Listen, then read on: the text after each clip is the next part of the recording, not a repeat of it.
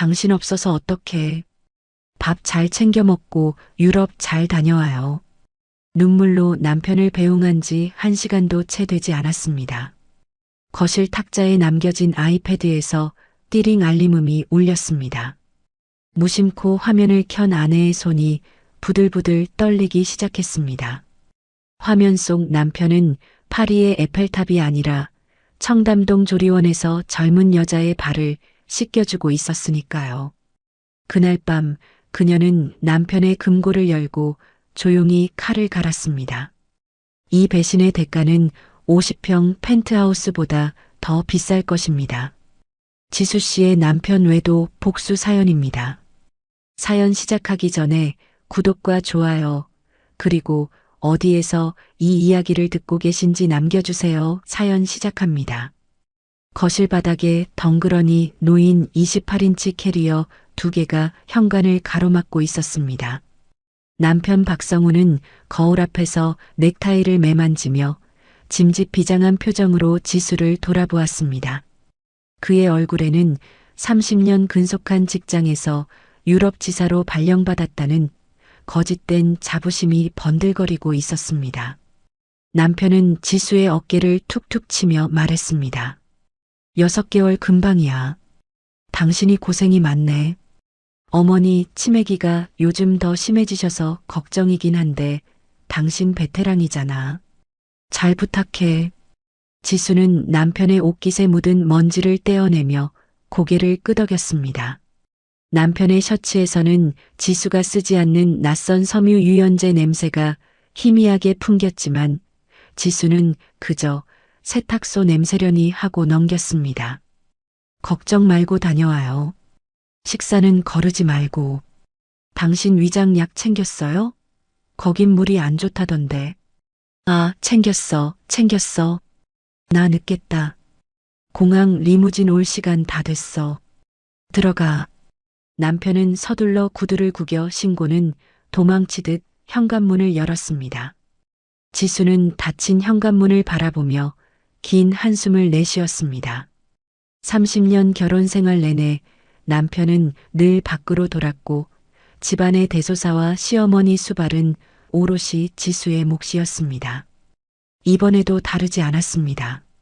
지수는 습관처럼 몸을 돌려 거실 정리를 시작했습니다.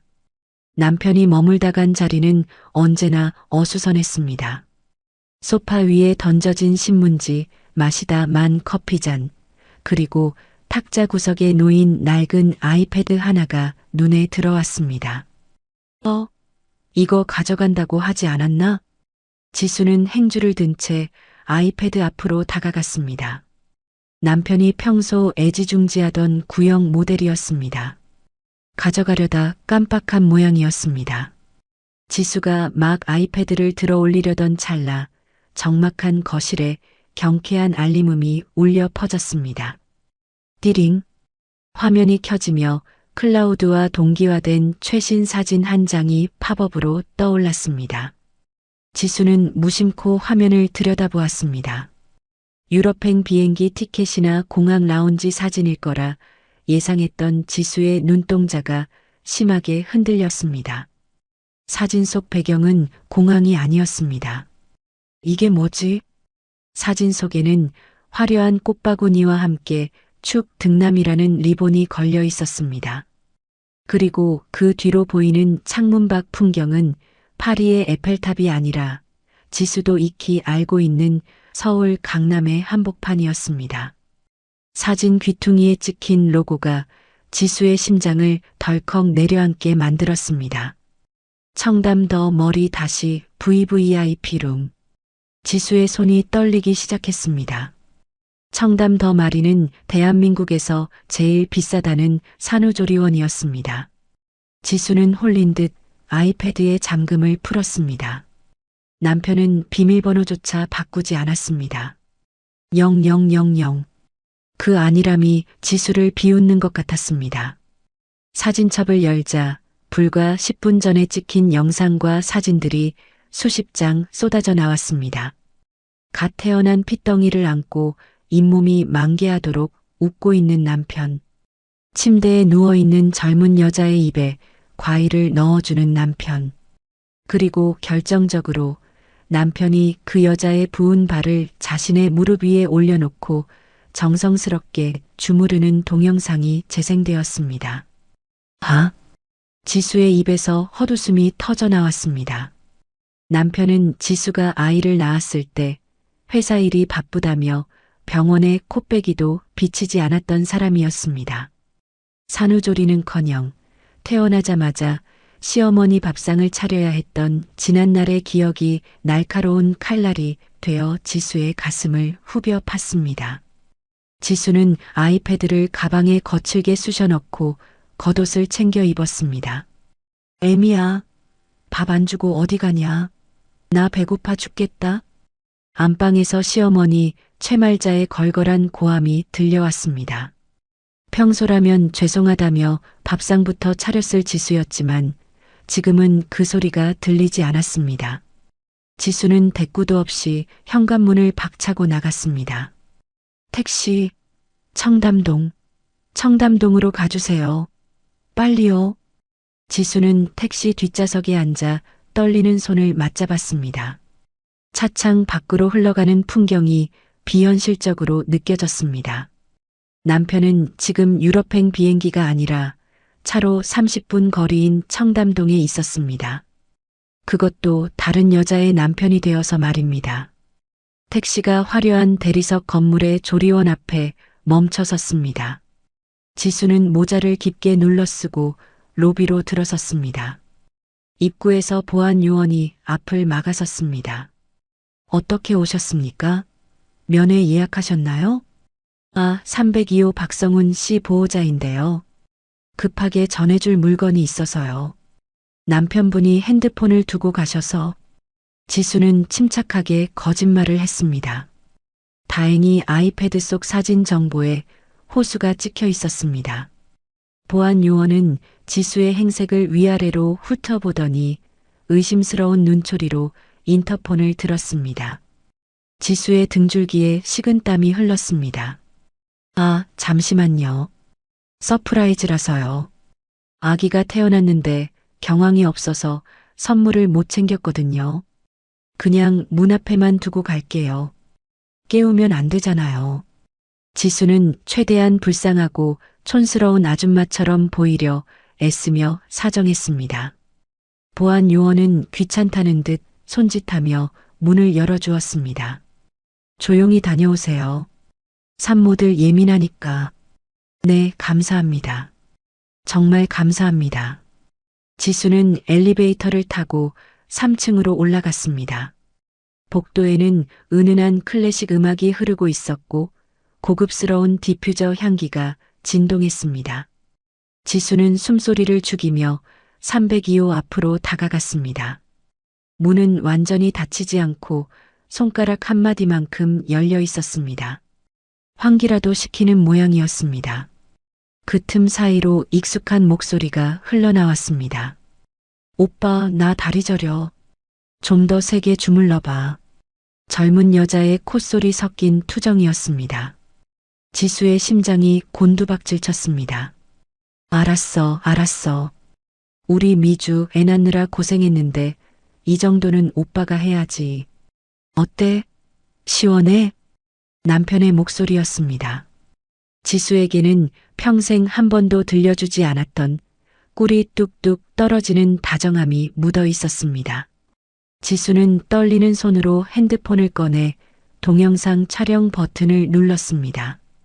그리고 카메라 렌즈를 문틈으로 조심스럽게 들이밀었습니다. 화면 속에 잡힌 광경은 충격적이었습니다. 좋기 300만 원은 넘어 보이는 명품 조리원 가운을 입은 젊은 여자가 침대에 비스듬히 기대어 있었고 남편은 바닥에 무릎을 꿇은 채 그녀의 발을 마사지하고 있었습니다. 여자의 손가락에는 지수가 결혼 20주년 때 그렇게 갖고 싶어 했던 다이아몬드 반지가 끼워져 있었습니다. 근데 오빠, 그 할망구는 진짜 괜찮은 거야? 오빠 유럽 간 줄 알고 있을 거 아냐? 여자가 킬킬거리며 물었습니다. 지수는 숨을 멈췄습니다. 남편이 여자의 발등에 입을 맞추며 대답했습니다. 아유, 말도 마. 그 곰 같은 여편네. 내가 유럽 가서 돈 벌어오는 줄 알고 좋다고 배웅해 주더라. 멍청하기는. 어머니 치매 심해져서 똥오줌도 못 가리는데 6개월 동안 독박 쓰게 생겼으니 꼴 좋지 뭐. 신경 쓰지 마. 어차피 내 명의로 된 건 아무것도 못 건드려. 진짜? 오빠 너무 나쁘다. 근데 좋아. 다 너랑 우리 아들 위해서 참는 거야. 조금만 기다려. 그 여자가 어머니 수발 들다가 제풀에 지쳐서 나가떨어지면 그때 정리하고 합치자. 보험금도 빵빵하게 드러났으니까 혹시 그 여자가 과로사라도 하면 우리 대박 나는 거고. 지수는 입을 틀어막았습니다. 억장이 무너진다는 표현으로는 부족했습니다. 남편은 단순히 바람을 피우는 것이 아니었습니다. 그는 지수를, 아니 지수의 인생 전체를 시어머니의 간병인으로, 그리고 자신의 새로운 삶을 위한 보험금 타먹는 도구로 여기고 있었습니다. 촬영 중인 지수의 손이 격하게 떨렸지만 화질은 선명하게 그들의 추악한 민낯을 담아내고 있었습니다.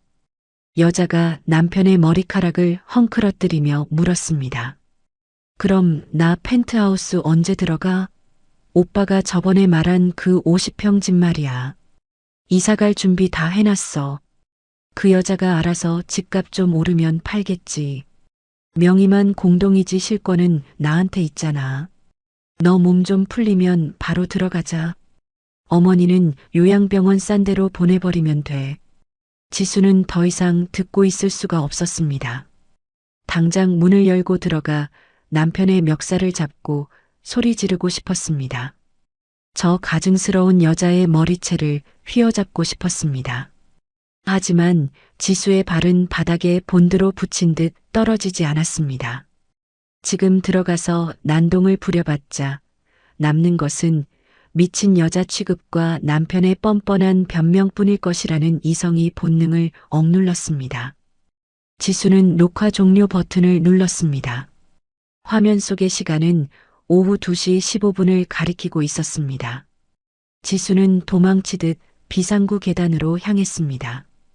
계단을 내려오는 내내 다리에 힘이 풀려 몇 번이나 주저앉을 뻔했습니다. 건물 밖으로 나오자 차가운 바람이 지수의 뺨을 때렸습니다. 지수는 택시를 잡을 생각도 하지 못한 채 비틀거리며 걸었습니다. 머릿속이 하얗게 멍해졌다가 다시 붉은 분노로 물들기를 반복했습니다. 30년. 청춘을 바쳐 시댁 빚을 갚고 남편 뒷바라지를 하고 시어머니 똥 기저귀를 갈아냈던 30년의 세월이 청담동 조리원 쓰레기통에 처박혀 있었습니다. 어떻게 집에 왔는지 기억도 나지 않았습니다. 현관문을 열고 들어서자 아까와 똑같은 퀴퀴한 노인 냄새와 정막이 지수를 반겼습니다. 남편이 떠나고 난 빈자리는 해방감이 아니라 지옥 그 자체였습니다. 야, 이년아. 밥 달라고 몇 번을 말해. 귀구멍이 먹었냐? 안방 문이 벌컥 열리며 시어머니 최말자가 튀어나왔습니다. 헝클어진 백발에 음식 국물이 묻은 내복 차림의 시어머니는 지수를 보자마자 들고 있던 베개를 집어 던졌습니다. 어딜 쏘다니다 이제 기어들어와. 남편이 돈 벌러 갔으면 집구석이나 잘 지킬 것이지. 바람났냐? 응? 베개가 지수의 얼굴을 정통으로 때리고 바닥에 떨어졌습니다. 지수는 아무런 반응도 하지 않고 바닥에 떨어진 베개를 내려다보았습니다. 예전 같으면 죄송합니다. 어머니 하며 굽신거렸을 상황이었습니다. 하지만 지수의 눈빛은 이미 죽어 있었습니다. 아니, 죽음보다 더 깊은 심연을 담고 있었습니다. 지수는 천천히 고개를 들어 시어머니를 바라보았습니다. 배고프세요? 그래, 배고파 죽겠다. 얼른 밥상 차려와. 고기 반찬해서. 시어머니는 뻔뻔하게 소리치며 방바닥을 쿵쿵 굴렀습니다. 지수는 말없이 부엌으로 향했습니다. 싱크대 앞에 선 지수의 눈에 식칼 꽂이가 들어왔습니다. 날카롭게 갈아놓은 식칼이 형광등 불빛을 받아 서늘하게 번뜩였습니다. 지수는 천천히 손을 뻗어 식칼의 손잡이를 쥐었습니다. 차가운 금속의 감촉이 손바닥을 파고들었습니다. 남편이 했던 말이 귓가에 맴돌았습니다. 보험금도 빵빵하게 드러났으니까 혹시 그 여자가 과로사라도 하면. 지수는 칼을 쥔 손에 힘을 주었습니다. 손가락 마디마디가 하얗게 질렸습니다. 그녀는 도마 위에 올려진 물을 써는 대신 칼끝으로 도마를 톡톡 건드렸습니다. 어머니, 지수가 나직하게 불렀습니다. 거실에서 텔레비전 채널을 돌리던 시어머니가 짜증 섞인 목소리로 대꾸했습니다. 왜? 밥 다 됐냐? 지수는 칼을 든 채 거실 쪽으로 몸을 돌렸습니다. 그녀의 입가에 기괴할 정도로 차분한 미소가 번졌습니다. 네, 다 됐어요. 그런데 어머니 아범 보고 싶지 않으세요? 아범? 우리 성훈이? 보고 싶지. 당장이라도 보고 싶지. 근데 유럽 갔다며. 아니요. 아주 가까운 곳에 있어요. 제가 만나게 해드릴게요. 아주 곧이요. 지수의 목소리는 낮고 서늘했지만 확신에 차 있었습니다. 지수는 손에 든 칼을 다시 칼꽂이에 꽂아 넣었습니다. 쾅 하는 소리가 거실의 정적을 찢었습니다. 시어머니가 깜짝 놀라 뒤를 돌아보았을 때 지수는 이미 얌전한 며느리의 얼굴을 벗어던지고 있었습니다. 그녀의 눈은 이제 사냥감을 노리는 맹수의 그것처럼 형형하게 빛나고 있었습니다. 지수는 주머니에서 핸드폰을 꺼내 강 변호사의 번호를 눌렀습니다. 여보세요. 강 변호사님. 저예요. 지금 만날 수 있을까요? 보여드릴 게 있어서요. 네, 아주 재미있는 동영상이에요. 지수는 전화를 끊고 안방에 걸린 결혼사진을 노려보았습니다. 사진 속에서 가식적으로 웃고 있는 남편의 얼굴이 금방이라도 찢겨나갈 듯 위태로워 보였습니다. 전쟁의 서막이 올랐습니다. 시어머니 최말자의 콧소리 소리가 안방 문을 뚫고 거실까지 울려 퍼졌습니다. 저녁국에 몰래 타넣은 수면 유도제가 효과를 발휘한 모양이었습니다. 지수는 거실 불을 끄고 어둠 속에 잠시 서 있었습니다. 창밖으로 들어오는 가로등 불빛이 그녀의 창백한 얼굴을 반쪽만 비추었습니다. 마치 그녀의 내면이 선과 악 혹은 인내와 복수 사이에서 갈라진 것처럼 보였습니다. 지수는 발소리를 죽여 남편의 서재로 향했습니다. 서재는 남편의 성역과도 같은 곳이었습니다. 평소에는 청소할 때를 제외하고는 출입이 엄격히 통제되었던 공간이었지만 이제 그 금기는 아무런 의미가 없었습니다. 지수는 책상 아래 숨겨진 금고 앞으로 다가갔습니다. 육중한 디지털 도어락이 붉은 빛을 내뿜으며 버티고 있었습니다. 남편은 의심이 많은 성격이었지만 동시에 게으른 사람이었습니다. 지수는 떨리는 손가락으로 천천히 번호를 눌렀습니다. 880815.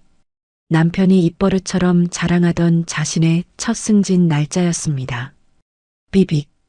경쾌한 기계음과 함께 금고 문이 헐겁게 열렸습니다. 지수는 마른 침을 삼켰습니다. 금고 안에는 남편이 챙겨가지 않은 비상금 현금 다발이나 골드바가 있을 것이라 예상했습니다. 하지만 어둠 속에서 지수의 손에 잡힌 것은 두툼한 서류 봉투 몇 개가 전부였습니다. 이게 다 뭐야? 지수는 서재 책상 스탠드를 켰습니다. 노란 불빛 아래 서류 봉투의 내용물이 쏟아져 나왔습니다. 가장 위에 있는 문서를 집어든 지수의 미간이 좁혀졌습니다.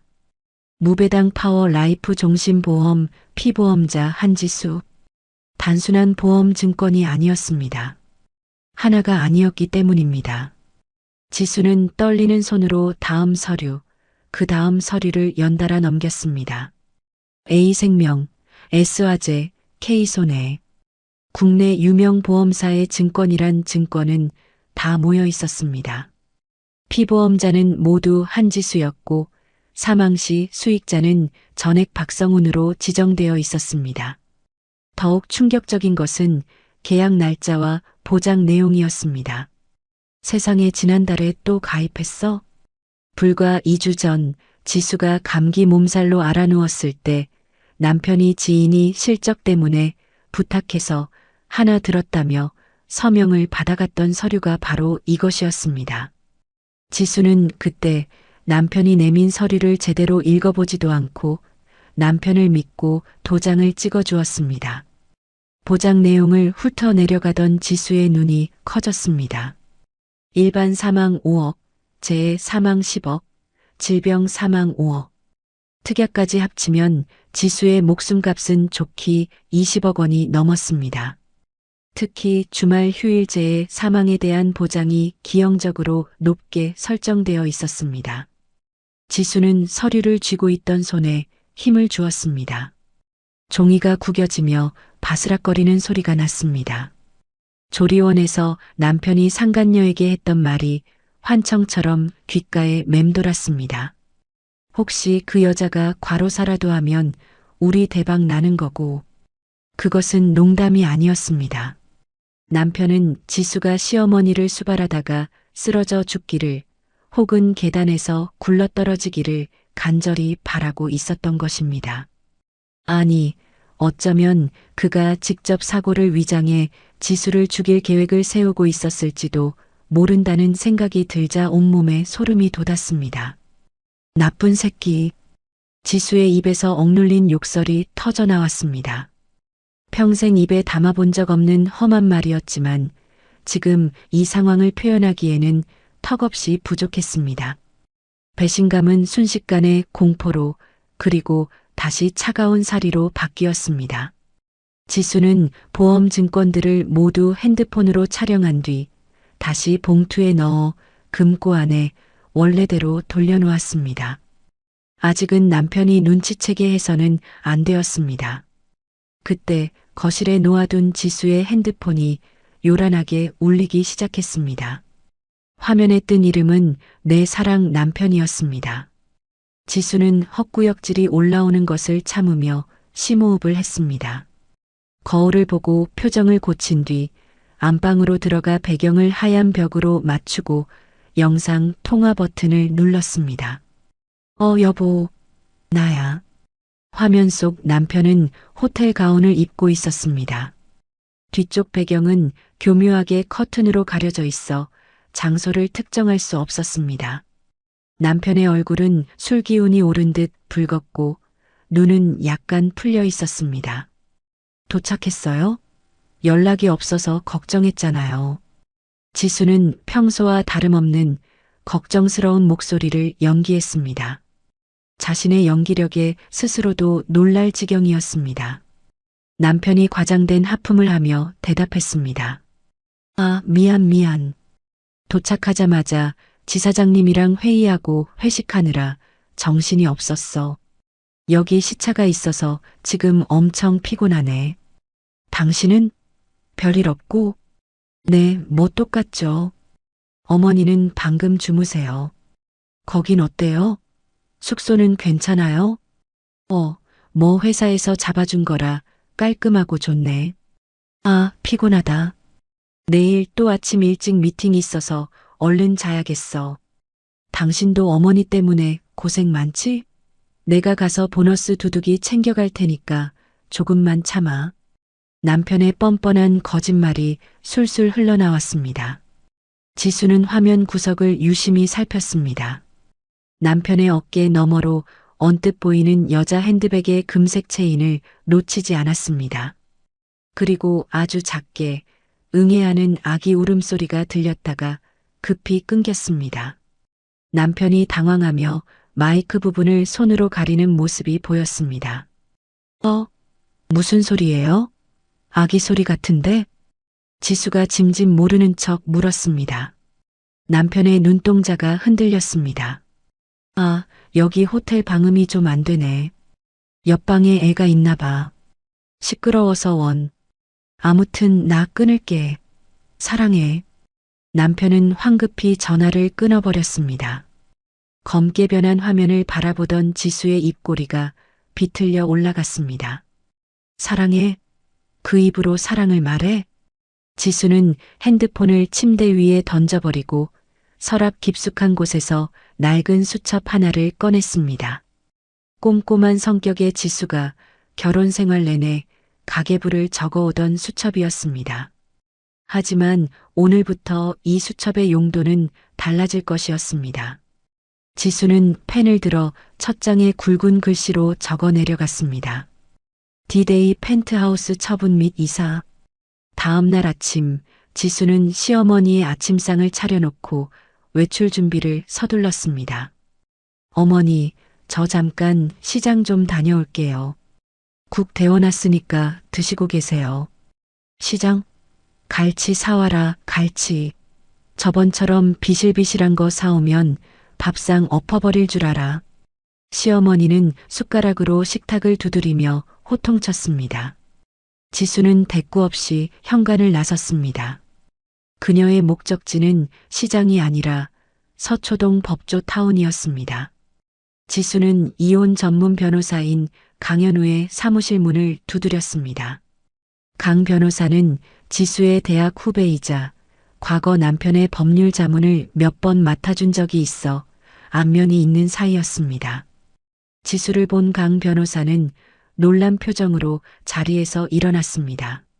선배님, 연락도 없이 어쩐 일이세요?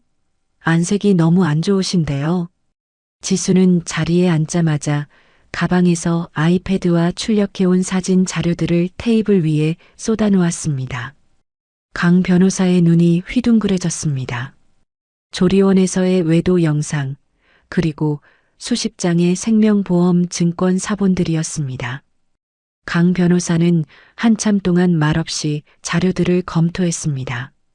그의 표정이 점점 굳어졌습니다. 선배님, 이건 단순 외도가 아닙니다. 형사 고소도 가능한 수준이에요. 특히 이 보험 증권들 정황상 살인 예비 음모로 볼 여지도 있습니다. 당장 이혼 소송하고 접근 금지 신청하셔야 해요. 강 변호사의 목소리는 단호했습니다. 하지만 지수는 고개를 저었습니다. 아니, 소송은 안 해.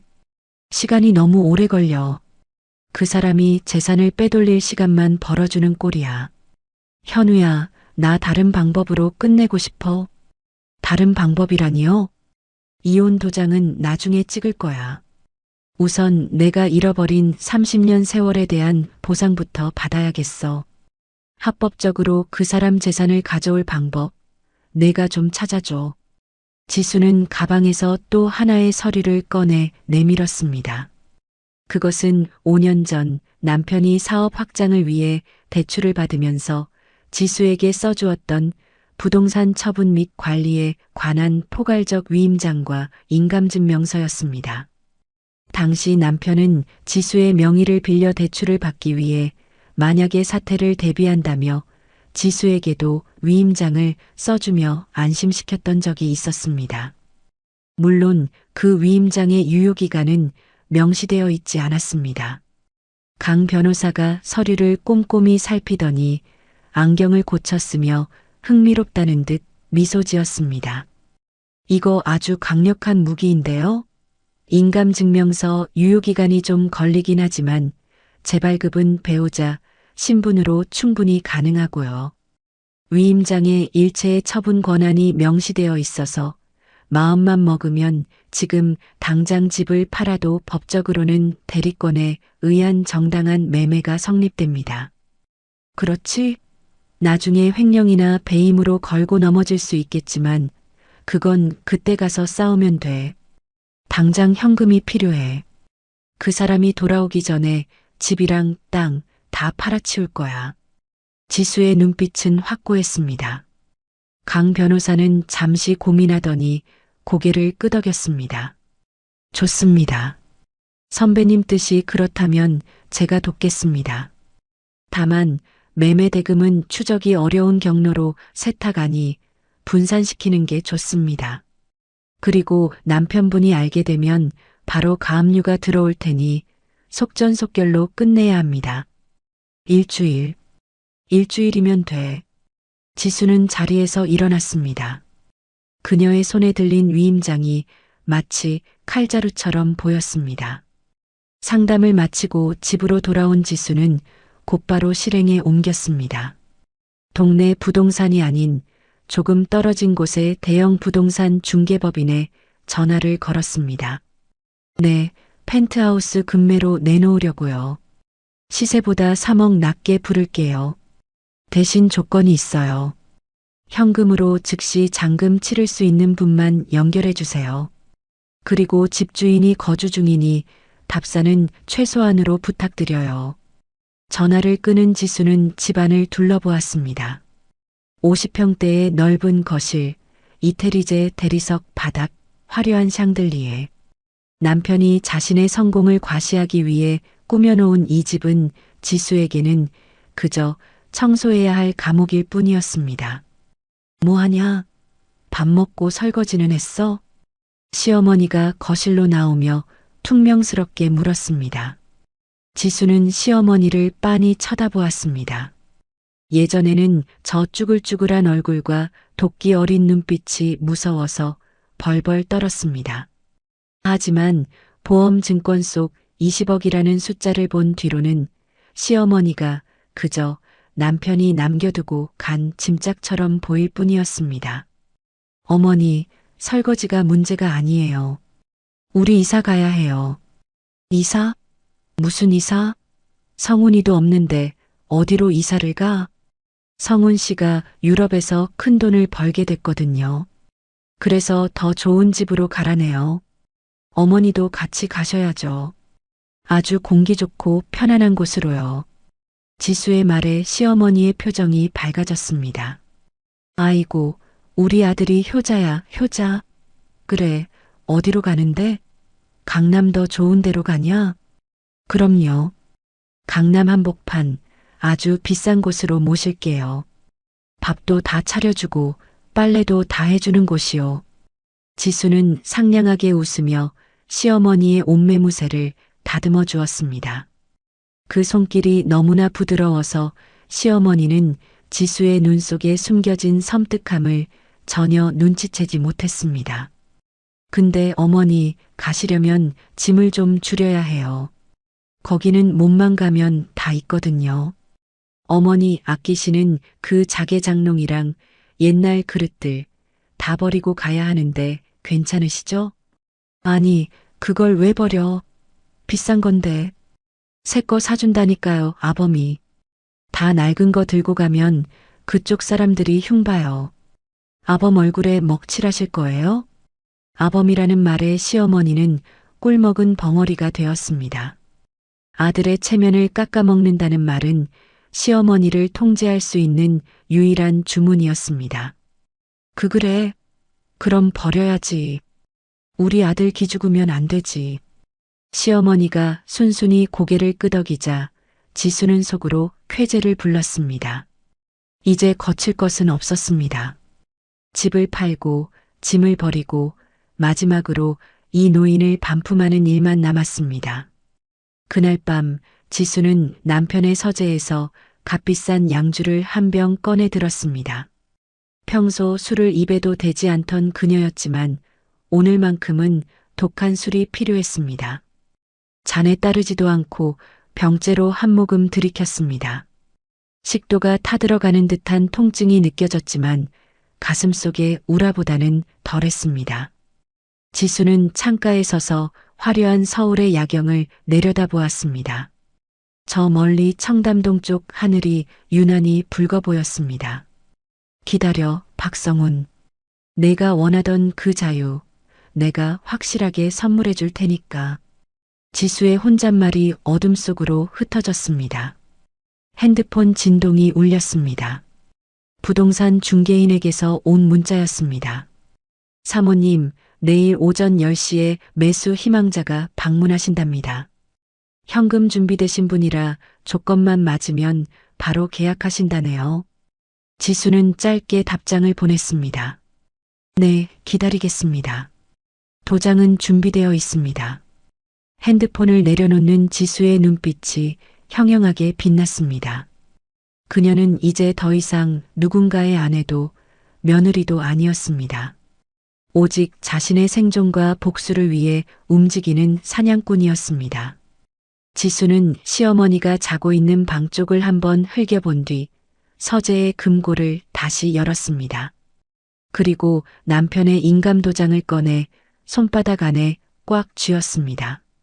차가운 도장의 감촉이 마치 승리의 예고편처럼 느껴졌습니다.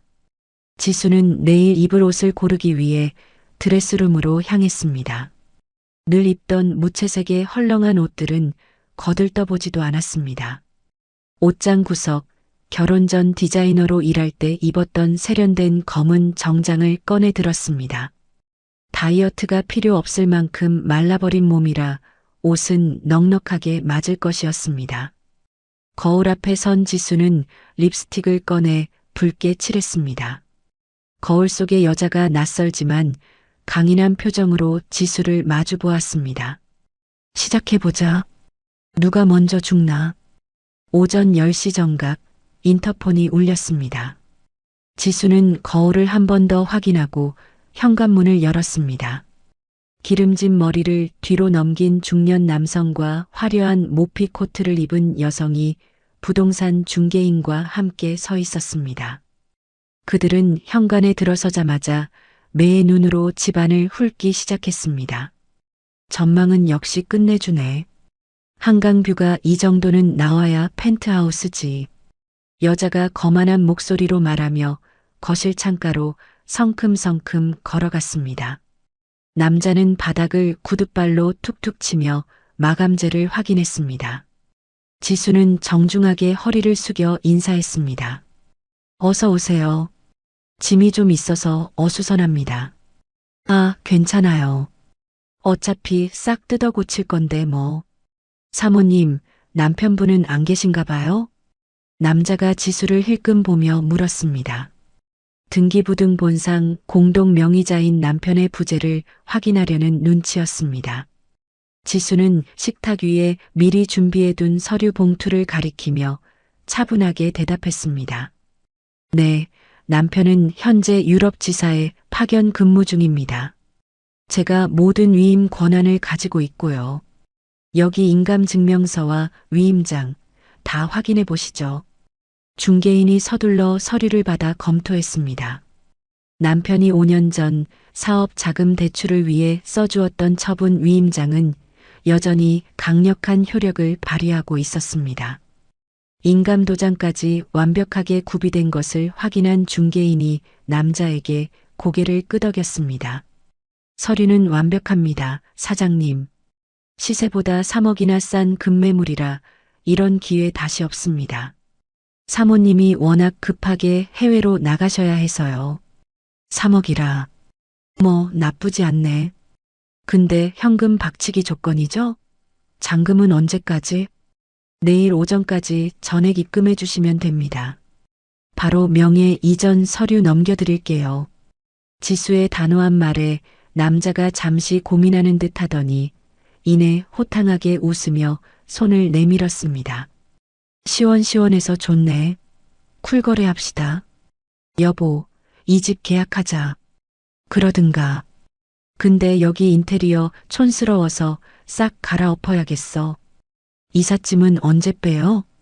내일 아침 일찍 뺄 겁니다. 몸만 나가거든요. 계약서는 일사천리로 작성되었습니다. 계약금 5억 원이 지수의 계좌로 꽂히는 데는 채 10분도 걸리지 않았습니다. 지수는 입금 알림 문자를 확인하고는 속으로 안도의 한숨을 내쉬었습니다. 이제 돌이킬 수 없는 강을 건넜습니다. 남편 박성훈이 평생을 바쳐 빚을 갚고 인테리어에 공을 들였던 이 집은 그가 조리원에서 상간녀의 발을 주무르는 동안 타인의 손에 넘어갔습니다. 방문객들이 떠나고 나자 지수는 곧바로 다음 단계에 착수했습니다. 인터넷 카페와 중고 거래 앱을 통해 불렀던 명품 매입 업자들이 들이닥쳤습니다. 와, 사모님. 물건이 진짜 많네요. 이거 다 파시는 거예요? 업자는 거실 바닥에 늘어놓은 남편의 명품 시계 컬렉션과 골프채, 고급 양복들을 보며 입을 다물지 못했습니다. 롤렉스, 오메가, 파텍 필립. 남편이 남자의 자존심이라며 지수 몰래 하나씩 사모았던 시계들이 줄지어 있었습니다. 네, 전부요. 현금으로 바로 정산해 주세요. 가격은 후하게 쳐주시고요. 아유, 당연하죠. 근데 남편분이 아시면 난리 나실 텐데. 남편이 시킨 거예요. 유럽 가서 새 모델 산다고 싹 처분하라고 하네요. 지수는 눈 하나 깜짝하지 않고 거짓말을 했습니다. 업자는 의심스러운 눈치였지만 눈앞의 물건들이 워낙 탐나는 것들이라 군말 없이 감정을 시작했습니다. 이거 한정판인데 상태가 아주 좋네요. 1,000만 원 아니 1,200 드릴게. 골프채는 풀세트로 500. 지수는 가격 흥정을 하지 않았습니다. 죗값을 받는 것보다 남편의 흔적을 빨리 지우고 현금을 확보하는 것이 더 중요했습니다. 그냥 다 합쳐서 5,000에 가져가세요. 지금 당장. 네. 5,000이요? 아이고, 감사합니다. 사모님 최고.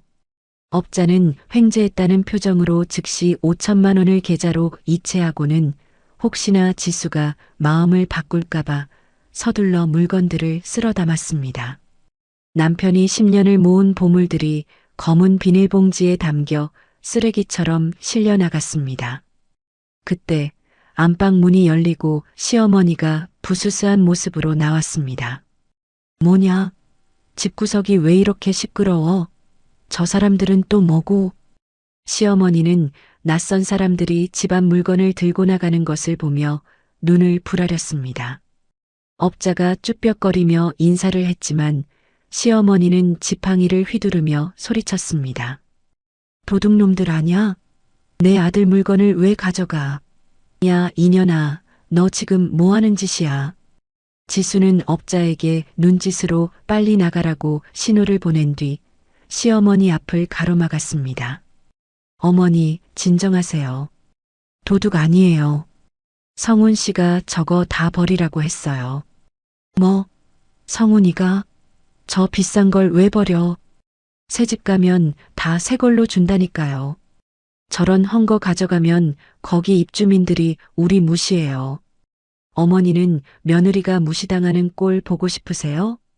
지수는 일부러 며느리를 강조하며 시어머니의 자존심을 긁었습니다. 시어머니는 무시라는 단어에 민감하게 반응했습니다. 누가 감히 우리 며느리를 무시해? 우리 아들이 어떤 사람인데? 그러니까요. 성훈 씨 체면 봐서라도 싹 다 바꿔야죠. 아, 그리고 어머니 패물함도 좀 주세요. 세공 다시 해서 새 것처럼 만들어 드릴게요. 내 패물? 그건 안 돼. 내가 죽을 때 무덤에 가져갈 거야. 시어머니는 뒷걸음질 치며 방문을 걸어 잠그려 했습니다. 하지만 지수의 손이 더 빨랐습니다. 지수는 문틈을 잡고 부드럽지만 강한 힘으로 밀어붙였습니다. 어머니, 거기 다이아몬드 반지랑 금목걸이, 디자인이 너무 옛날 거라 촌스러워요. 강남 사모님들은 그런 거 안 해요. 제가 성훈 씨한테 받은 돈으로 요즘 유행하는 걸로 싹 바꿔드릴게요. 네, 진짜지? 더 크고 반짝거리는 걸로 해주는 거지? 그럼요. 알 굵은 걸로요. 믿고 주세요. 지수의 달콤한 회유의 시어머니는 결국 장롱 깊숙한 곳에서 꼬깃꼬깃 숨겨둔 패물함을 꺼내왔습니다. 시집올 때 해왔던 금가락지부터 아들이 첫 월급 타서 사준 목걸이까지 시어머니의 인생이 담긴 물건들이었습니다. 지수는 그것을 받아들며 속으로 비릿하게 웃었습니다. 이것들은 모두 지수의 도피 자금이 될 것이었습니다. 저녁 무렵 집은 폭격을 맞은 듯 황량해졌습니다. 거실을 채우던 가구들은 딱지 스티커가 붙은 채 문 밖으로 배출되었고 장식장의 양주들은 모두 싱크대에 쏟아버렸습니다. 값비싼 오디오 스피커는 지수가 망치로 콘지를 찢어버려 고철 덩어리가 되었습니다. 지수는 은행 세 군데를 돌며 계약금과 물건 판 돈을 분산 예치했습니다. 일부는 달러로 환전에 숨겨두었고 일부는 추적이 어려운 무기명 채권으로 바꿨습니다. 모든 준비가 끝나가고 있었습니다. 띠링. 식탁 위에 올려둔 핸드폰이 울렸습니다. 남편에게서 온 문자였습니다. 카드 사용 알림 XX 한 약국 250만 원 일시불. 지수가 시어머니의 신경안정제와 자신이 먹을 보약을 지으면서 남편 카드를 긁은 내역이었습니다. 곧바로 남편에게서 카톡이 날아왔습니다. 여보, 무슨 한약을 250만 원이나 긁었어? 나 유럽 와서 돈 아껴 쓰는데 당신 너무한 거 아냐? 남편은 조리원 VIP실 비용으로 1,000만 원을 넘게 쓰고 있으면서 아내와 어머니를 위해 쓴 250만 원이 아까워 따지고 있었습니다. 지수는 헛웃음을 삼키며 답장을 입력했습니다. 어머니 기력이 너무 없으셔서 녹용 들어간 걸로 해드렸어요. 그리고 당신 것도 지었어. 귀국하면 먹이려고. 몸보신해야지. 아내 것도? 그럼 진작 말을 하지. 알았어. 근데 다음부터는 미리 말 좀 해줘. 여기 물가가 비싸서 예민해서 그래. 알겠어요. 미안해요. 푹 쉬어요. 지수는 핸드폰을 뒤집어 놓았습니다. 남편의 쪼잔함과 이중적인 태도에 이제는 분노보다 연민이 느껴질 지경이었습니다. 그는 자신이 파놓은 함정으로 제 발로 걸어 들어오고 있었습니다. 밤 10시. 텅 빈 거실에는 정막만이 감돌았습니다. 소파도 버리고 없어 지수는 식탁 의자에 앉아 캔맥주를 땄습니다. 창밖으로 보이는 한강 다리의 불빛들이 강물 위에서 일렁였습니다. 30년을 살아온 서울이었지만 오늘따라 풍경이 낯설게 느껴졌습니다. 안방에서는 시어머니가 잠꼬대를 하며 뒤척이는 소리가 들려왔습니다. 성훈아 밥 먹어라, 엄마가 고등어 구워놨다. 치매에 걸려 정신이 오락가락하면서도 아들의 끼니를 걱정하는 시어머니. 그 지독한 모성애가 며느리인 지수에게는 끔찍한 족쇄였습니다. 지수는 맥주를 단숨에 들이켰습니다. 어머니, 그 아들 밥, 이제 어머니가 직접 챙겨주세요. 저는 그만둡니다. 지수는 핸드폰을 켜고 SNS에 접속했습니다. 남편의 상간녀 김미주의 인스타그램을 찾았습니다. 그녀는 비공개 계정이 아니었습니다. 자랑 스타그램이라는 태그와 함께 조리원에서의 호화로운 생활을 실시간으로 중계하고 있었습니다. 가장 최근 게시물은 남편이 사준 것으로 보이는 다이아몬드 목걸이를 하고 찍은 셀카였습니다. 울 오빠가 출산 선물로 따. 해시태그 청담동사모님, 해시태그 럽스타그램, 해시태그 남편 최고. 지수는 그 게시물에 좋아요를 눌렀습니다. 그리고 가계정으로 댓글을 남겼습니다. 정말 행복해 보이시네요. 남편분이 돈이 많으신가 봐요. 부러워요. 상간녀가 이 댓글을 보고 우쭐해할 모습을 상상하니 묘한 쾌감이 느껴졌습니다. 곧 그 돈 많은 남편이 빈털터리가 되어 그녀 앞에 나타날 것이었습니다. 그때도 그녀가 남편 최고를 외칠 수 있을지 궁금했습니다. 지수는 마지막으로 남편에게 예약 문자를 설정했습니다. 발송 시간은 내일 오전 11시. 시어머니를 조리원에 내려놓고 돌아올 시간쯤이었습니다. 여보, 나 오늘 당신을 위해 아주 특별한 서프라이즈 이벤트를 준비했어. 어머니 모시고 당신 계신 곳으로 갈게. 기대해도 좋아. 문자 전송 예약을 마친 지수는 자리에서 일어났습니다. 텅 빈 집안을 한 바퀴 둘러보았습니다. 결혼 사진이 걸려있던 자리는 네모난 자국만 남아 흉하게 비어 있었습니다. 지수는 그 자국을 손으로 쓸어보았습니다. 먼지가 묻어났습니다. 안녕. 내 지긋지긋했던 30년. 지수는 안방 문을 열고 시어머니가 자고 있는 모습을 내려다보았습니다.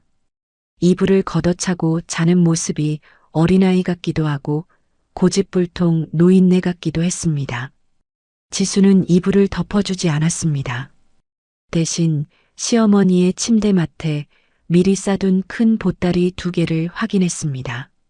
그 안에는 시어머니의 속옷과 내복, 그리고 남편의 학창시절 앨범과 상장들이 들어 있었습니다. 시어머니가 그토록 아끼는 아들의 역사였습니다. 이거면 됐죠? 아들 추억 끌어안고 행복하게 사세요. 지수는 거실불을 껐습니다. 어둠이 집을 삼켰습니다. 하지만 지수의 눈은 내일 맞이할 새로운 태양을 기다리는 듯 어둠 속에서도 또렷하게 빛나고 있었습니다. 그녀는 작은 방 구석에 펴놓은 침낭 속으로 들어갔습니다. 바닥은 딱딱하고 공기는 차가웠지만 30년 만에 처음으로 깊은 잠에 들 수 있을 것 같았습니다. 내일은 모든 것이 끝나는 날이자 동시에 모든 것이 다시 시작되는 날이었습니다. 이삿짐 센터 트럭조차 부르지 않은 이사는 조용하고 신속했습니다. 어차피 가져갈 짐이라고는 뒷좌석에 실린 캐리어 2개와 시어머니의 보따리뿐이었기 때문입니다. 지수는 텅 빈 거실을 한 번도 돌아보지 않고 현관문을 나섰습니다. 도어락 비밀번호는 이미 부동산 중개인에게 넘겨진 상태였습니다. 지하 주차장에는 지수의 오래된 승용차가 시동을 건 채 대기하고 있었습니다. 뒷좌석에 탄 시어머니 최말자는 창문에 코를 박고 두리번거렸습니다.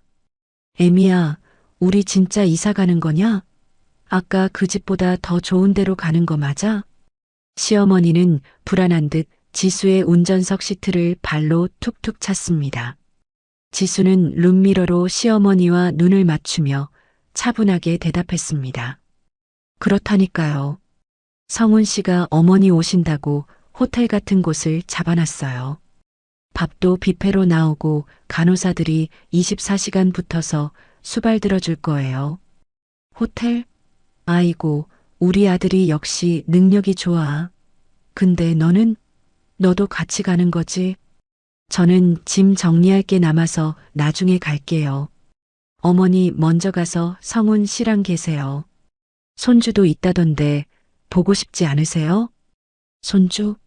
무슨 손주? 우리 성훈이가 애를 또 낳았어? 치매로 기억이 오락가락하는 시어머니였지만 손주라는 단어에는 본능적으로 반응했습니다. 지수는 핸들을 꺾으며 의미심장하게 웃었습니다. 네, 아주 예쁜 아들을 낳았대요. 가서 보시면 알아요. 차는 올림픽대로를 타고 강남으로 향했습니다. 출근 시간이 지난 도로는 한산했습니다. 지수는 라디오 볼륨을 높였습니다. 경쾌한 클래식 음악이 차 안을 채웠지만 지수의 심장은 그 어느 때보다 차갑게 가라앉아 있었습니다. 30분 후 차는 청담동의 화려한 언덕길을 올라 청담 더 마리 산후조리원 앞에 도착했습니다. 유럽의 성처럼 웅장한 외관의 시어머니는 입을 딱 벌렸습니다. 야, 여기가 어디냐? 무슨 궁궐이냐? 여기가 성훈 씨 있는 곳이에요. 내리세요, 어머니. 지수는 발레 파킹 요원의 의아한 시선을 무시하고 시어머니를 부축해 차에서 내렸습니다. 그리고 트렁크에서 시어머니의 짐 가방 2개를 꺼내 로비 입구에 내려놓았습니다. 시어머니는 화려한 대리석 바닥과 샹들리에를 보며 주눅이 든 듯 지수의 옷자락을 잡았습니다. 애미야, 나 혼자 들어가기 무섭다. 같이 가자. 지수는 시어머니의 손을 부드럽게 떼어내며 로비 소파에 앉혔습니다. 푹신한 가죽 소파에 엉덩이를 붙이자 시어머니의 표정이 조금 풀렸습니다. 어머니, 저 주차하고 올 동안 여기 얌전히 계세요. 성훈 씨 금방 내려올 거예요. 절대 어디 가시면 안 돼요. 아셨죠? 그래, 알았다. 빨리 와라. 지수는 안내 데스크로 성큼성큼 걸어갔습니다. 세련된 유니폼을 입은 여직원이 지수와 소파에 앉은 촌스러운 노인을 번갈아 보며 당황한 표정을 지었습니다. 어떻게 오셨습니까? 저기 앉아 계신 할머니 302호 박성훈 씨 어머니세요. 아들 보러 지방에서 올라오셨는데 제가 급한 일이 있어서요. 박성훈 씨한테 인터폰 좀 해주세요. 어머니 로비에 와 계신다고. 아, 302호요? 잠시만요. 직원이 수화기를 드는 것을 확인한 지수는 뒤도 돌아보지 않고 회전문을 빠져나왔습니다. 등 뒤에서 애미야. 어디 가냐? 하는 시어머니의 고함이 들려왔지만 지수는 들리지 않는 척 주차장으로 뛰었습니다. 차에 올라탄 지수는 운전대를 잡은 손을 진정시키고 핸드폰을 꺼냈습니다. 그리고 남편에게 전화를 걸었습니다. 신호음이 2번 울리기도 전에 남편이 전화를 받았습니다. 여보, 왜 또 전화했어? 나 지금 바이어 미팅 중이라니까. 수화기 너머로 들리는 남편의 목소리는 짜증으로 가득 차 있었습니다. 하지만 배경 소음은 조용했습니다. 아마 조리원 방 안에서 상간녀와 뒹굴고 있었을 것입니다. 지수는 차가운 목소리로 입을 열었습니다. 바이어 미팅? 청담동 조리원 302호에서 하는 미팅은 참 특별한가 보네. 뭐? 남편의 숨소리가 순간 멈췄습니다. 정적이 흘렀습니다. 다 당신 지금 무슨 소리를 하는 거야? 청담동이라니?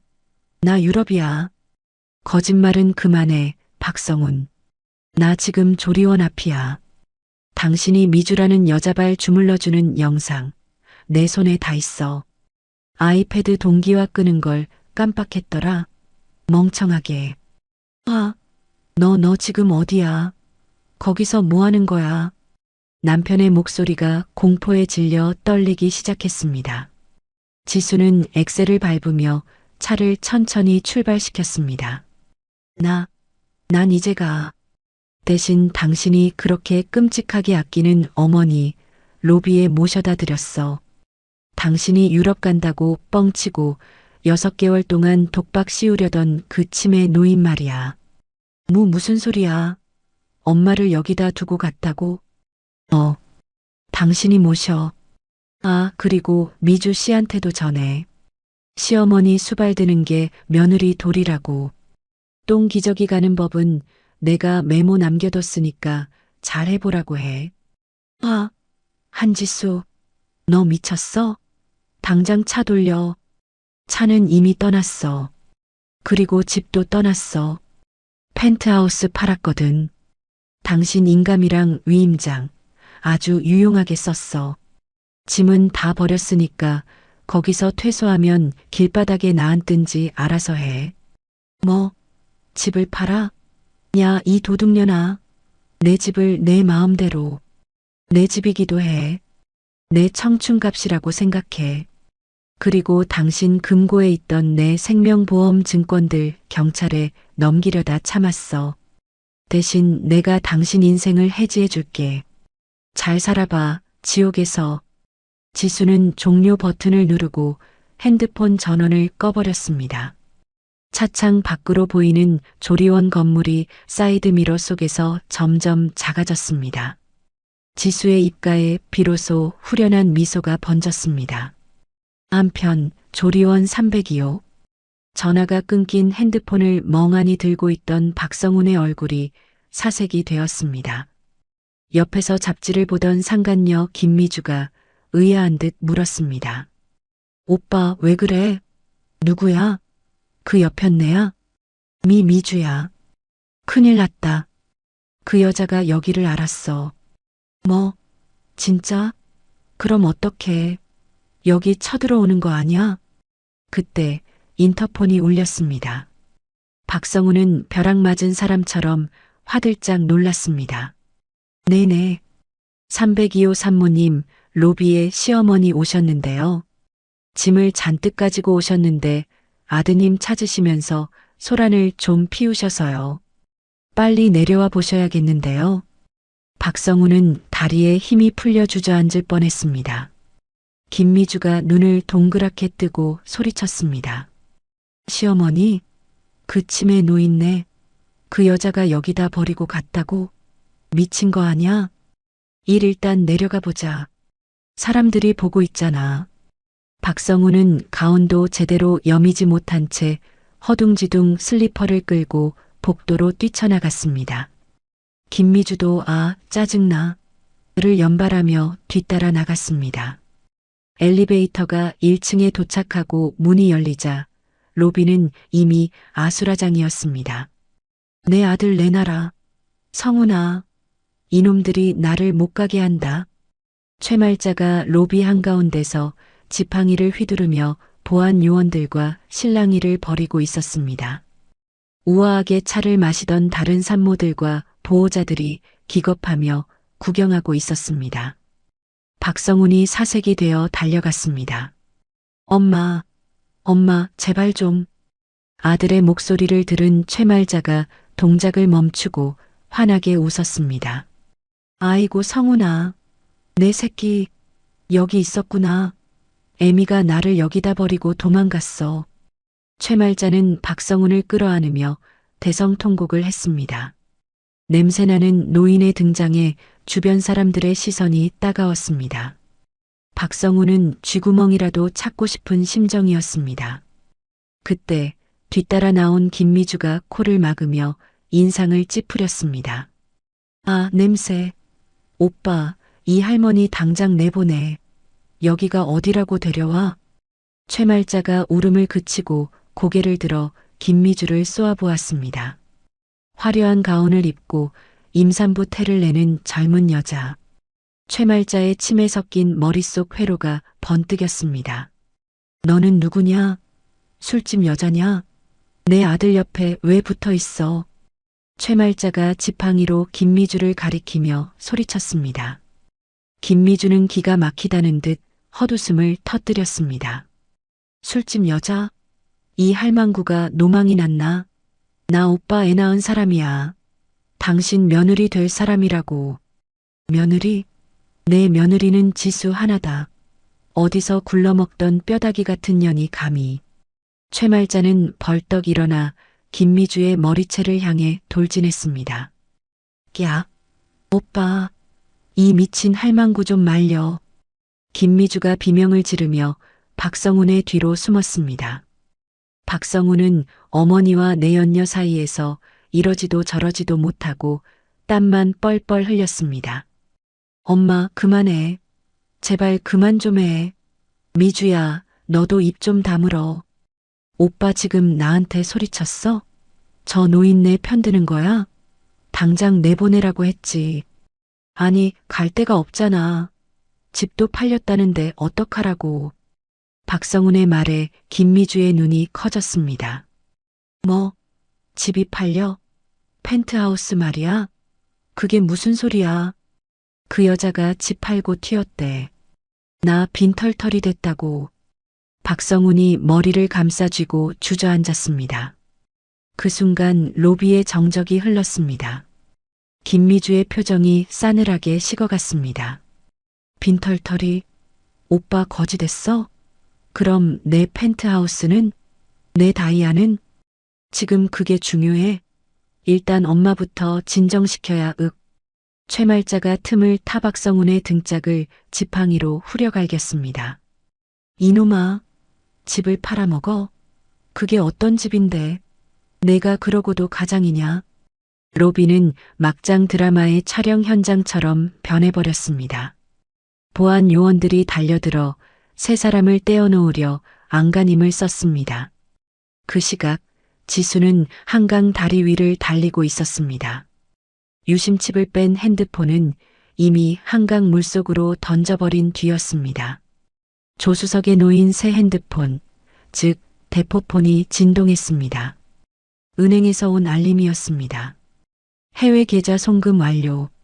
잔액 달러 250만. 지수는 선글라스를 끼며 라디오 볼륨을 더 높였습니다. 날씨 참 좋네. 백미러로 보이는 서울의 풍경이 멀어지고 있었습니다. 평생 자신을 옥죄어 오던 감옥이 무너지고 그 폐허 속에서 남편과 시어머니 그리고 상간녀가 서로를 물어뜯는 아수라장이 펼쳐지고 있을 것이었습니다. 하지만 그것은 이제 지수가 알 바가 아니었습니다. 지수는 엑셀을 밟았습니다. 속도계의 바늘이 100km를 넘어 120km를 향해 치솟았습니다. 그녀의 목적지는 지도에 없는 곳, 오직 그녀만이 알고 있는 자유의 땅이었습니다.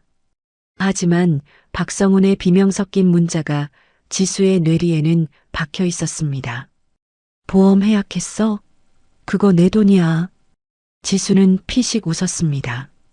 아니, 해약 안 했어. 대신 수령인을 바꿨지.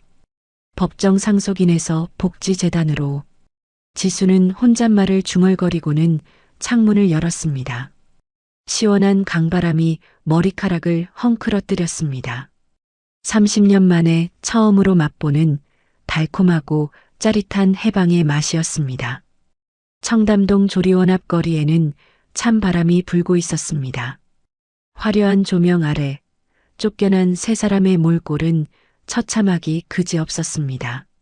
박성우는 짝짝이 슬리퍼를 신은 채 덜덜 떨고 있었고 김미주는 갓난아기를 안고 발을 동동 구르며 악을 썼습니다. 최말자는 그 옆에 쭈그리고 앉아 바닥에 침을 뱉고 있었습니다. 오빠, 빨리 어떻게 좀 해봐. 여기서 얼어 죽을 거야? 호텔이라도 잡으라고. 김미주가 박성훈의 팔을 거칠게 잡아 끌었습니다. 박성훈은 멍한 눈으로 핸드폰만 바라보았습니다. 카드 정지 알림 문자가 화면을 가득 채우고 있었습니다. 카드가 다 막혔어. 지수 이 여자가 분실 신고를 해버렸어. 뭐? 그럼 현금은? 지갑 가져왔을 거 아냐? 지갑이 가운 주머니에 없었어. 다 털렸다고. 나 지금 빈털털이야. 박성훈이 머리를 감싸쥐고 절규했습니다. 김미주의 눈빛이 순식간에 경멸로 바뀌었습니다. 그녀는 박성훈을 밀치며 소리쳤습니다. 아, 너 진짜 거지야? 펜트하우스도 없고 돈도 없고 있는 거라곤 저침의 노인네뿐이야? 아, 재수 없어. 미주야, 말 다 했어? 우리 사랑한다며. 조금만 참아봐. 내가 회사 가서 가불이라도. 사랑?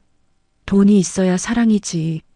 똥 기저귀 가는 시어머니 모시고 단칸방에서 사랑 타령이나 해. 나는 갈 거니까. 김미주는 택시를 잡아 타려고 도로로 뛰어들었습니다. 박성훈이 쫓아가려 했지만 최말자가 바짓가랑이를 잡고 늘어졌습니다. 성훈아, 배고파. 밥 줘. 며느리 어디 갔냐? 아, 이거 좀 놔. 엄마 때문에 다 망쳤잖아. 박성훈이 어머니를 뿌리쳤지만 최말자는 바닥에 드러누워 고래고래 소리를 질렀습니다. 사람들의 시선이 따갑게 꽂혔습니다. 결국 박성훈은 멀어지는 택시를 보며 주저앉았습니다. 그의 인생에서 가장 화려했던 봄날은 그렇게 허무하게 끝이 났습니다. 몇 시간 뒤 서울 변두리의 허름한 모텔방. 곰팡이 냄새가 진동하는 좁은 방에 박성훈과 최말자가 짐짝처럼 구겨져 들어왔습니다. 박성훈은 지수에게 수십 통의 전화를 걸었지만 돌아오는 건 없는 번호라는 기계음뿐이었습니다. 물 줘. 목말라. 최말자가 빈 페트병을 바닥에 던졌습니다. 박성훈은 울컥 치미는 화를 참지 못하고 벽을 주먹으로 내리쳤습니다. 그만 좀 해. 지수가 다 가져갔어. 엄마가 며느리 잡는 바람에 나까지 망했잖아. 왜 그렇게 못살게 굴었어? 왜? 이놈이 미쳤나? 내가 너를 어떻게 키웠는데. 그년이 나쁜 년이지. 내가 뭘 잘못해? 최말자는 지지 않고 대들었습니다. 그때 최말자의 몸에서 지독한 냄새가 풍겼습니다. 긴장 탓인지 바지에 실수를 한 것이었습니다. 아, 젠장. 진짜. 박성우는 코를 틀어쥐고 구역질을 했습니다. 지난 30년 동안 단 한 번도 맡아본 적 없는 냄새였습니다. 늘 지수가 묵묵히 처리해왔던 일이었습니다. 박성우는 휴지를 뭉쳐쥐고 어머니에게 다가갔지만 손이 떨려 도저히 닦아줄 수가 없었습니다. 그는 화장실 구석에 처박혀 소리 없는 오열을 토해냈습니다. 아내의 빈자리는 자유가 아닌 생존의 위협으로 다가왔습니다. 다음 날 아침 박성우는 며칠째 감지 못한 머리를 대충 털고 회사로 향했습니다. 어떻게든 회사의 사정에서 급여라도 당겨받아야 했습니다. 하지만 회사 로비의 게이트는 그의 사원증을 거부했습니다. 삑, 출입 권한이 없습니다. 왜 이래? 당황한 박성훈이 보안 요원을 불렀을 때 로비 저편에서 감사팀 직원들이 서류 봉투를 들고 걸어 나왔습니다. 박성훈 부장님 되시죠? 잠깐 이쪽으로 오시죠. 아, 김 팀장. 나야. 근데 사원증이 안 먹히네. 그리고 웬 감사팀? 본사 징계위원회 결정 사항 전달해 드리러 왔습니다. 법인 카드 사적 유용, 근무지 무단 이탈, 그리고 품위 유지 위반까지. 증거가 너무 명백해서 해명의 여지가 없으시네요. 김 팀장은 차가운 표정으로 해고 통지서를 내밀었습니다. 그 뒤에는 지수가 익명으로 제보한 조리원 결제 내역과 외도 사진들이 첨부되어 있었습니다. 이게 뭐야? 누가 이런 걸? 부인 되시는 분이 아주 꼼꼼하게 정리해서 보내셨더군요. 횡령 금액은 퇴직금으로 전액 충당 처리되었습니다. 짐은 택배로 보내드릴 테니 당장 나가주시죠. 잠깐, 오해야. 이건 모함이라고. 사장님 좀 만나게 해줘. 박성훈이 소리치며 로비 안으로 들어가려 했지만 건장한 보안 요원들이 그의 양팔을 잡아 끌어냈습니다. 나, 이거 놓으라고. 내가 이 회사를 위해 30년을 바쳤는데. 회사 정문 밖 차가운 보도블록 위에 내동댕이 쳐진 박성우는 넥타이가 풀어 헤쳐진 채 멍하니 하늘을 올려다보았습니다. 비가 내리기 시작했습니다. 지나가는 사람들이 그를 노숙자 보듯 피해서 지나갔습니다. 핸드폰이 울렸습니다. 모텔 주인이었습니다. 아저씨, 방에 있는 할머니가 벽에 똥칠을 해놨어요. 당장 와서 데리고 나가요. 안 그러면 경찰 부를 거니까. 박성우는 핸드폰을 빗물 고인 바닥에 떨어뜨렸습니다. 더 이상 갈 곳도 할 수 있는 일도 없었습니다. 그는 빗물에 젖은 얼굴을 감싸 쥐고 짐승 같은 울음소리를 내뱉었습니다. 지수야, 여보, 내가 잘못했어. 제발 돌아와줘. 하지만 그 절규를 들어주는 사람은 아무도 없었습니다. 같은 시각 남해의 한 작은 해안 마을. 통창 너머로 푸른 바다가 한눈에 들어오는 2층 전원주택의 테라스에서 지수는 따뜻한 허브차를 마시고 있었습니다. 그녀의 곁에는 낡은 캐리어 대신 새로 산 이젤과 캔버스가 놓여 있었습니다. 지수는 붓을 들어 캔버스에 바다의 색을 칠했습니다. 30년 전 미대생이었던 그녀가 결혼과 함께 꺾어야 했던 꿈이 다시 피어나고 있었습니다. 핸드폰은 책상 서랍 깊숙한 곳에 꺼진 채로 잠들어 있었고 그녀의 새로운 번호를 아는 사람은 아무도 없었습니다. 초인종이 울렸습니다. 옆집에 사는 인상 좋은 아주머니가 갓단 귤 한 바구니를 들고 서 있었습니다. 작가님, 그림 그리시나 봐요? 귤 좀 드시면서 해요. 아, 감사합니다. 들어오셔서 차 한잔하고 가세요. 지수는 환하게 웃으며 문을 열어주었습니다. 작가님, 그 낯설지만 설레는 호칭이 지수의 가슴을 뛰게 했습니다. 그녀는 더 이상 누군가의 아내도 며느리도 아니었습니다. 오직 한지수라는 이름 석자로 살아가는 온전한 주인이었습니다. 아주머니와 담소를 나누며 차를 마시던 지수는 문득 창밖의 갈매기를 바라보았습니다. 자유롭게 날아가는 새들의 날개짓이 눈부셨습니다. 지수는 마음속으로 지난날의 자신에게 작별을 고했습니다. 매일 밤 남편의 귀가를 기다리며 졸이던 가슴, 시어머니의 폭언에 흘리던 눈물, 상간녀의 사진을 보며 느꼈던 비참함, 그 모든 것이 저 바다 끝으로 밀려나고 있었습니다. 이제야 알겠어요. 내 인생은 남을 위해 희생할 때가 아니라 나를 위해 살아갈 때 가장 빛난다는 거려. 지수는 찻잔을 내려놓고 붓을 다시 잡았습니다. 캔버스 위에는 폭풍우가 지나간 뒤에 맑고 투명한 하늘이 그려지고 있었습니다. 그녀의 붓터치 하나하나에는 망설임이 없었습니다. 지수는 그림 하단에 작게 서명을 남겼습니다. 2024 봄, 한지수 다시 태어나다. 햇살이 그녀의 어깨 위로 따스하게 내려앉았습니다. 지수의 입가에 머금어진 미소는 그 어떤 보석보다 아름답고 단단해 보였습니다. 그것은 진정한 자유를 얻은 자만이 지을 수 있는 승리자의 미소였습니다. 지수님의 통쾌한 홀로서기, 정말 속이 다 시원하지 않으신가요? 30년 헌신을 배신으로 갚은 남편에게 내린 최고의 벌은 다름 아닌 지수님의 빈자리 그 자체가 아니었을까 싶습니다. 이제는 누군가의 며느리도 아내도 아닌 온전한 한지수로 빛날 그녀의 앞날을 진심으로 응원합니다. 오늘 지수님의 마지막 참교육 장면 보시고 속이 시원하셨다면 댓글에 사이다 혹은 화이팅이라고 짧게 한마디씩만 남겨주세요. 여러분의 응원 댓글이 큰 힘이 됩니다. 구독과 좋아요도 잊지 마세요. 감사합니다.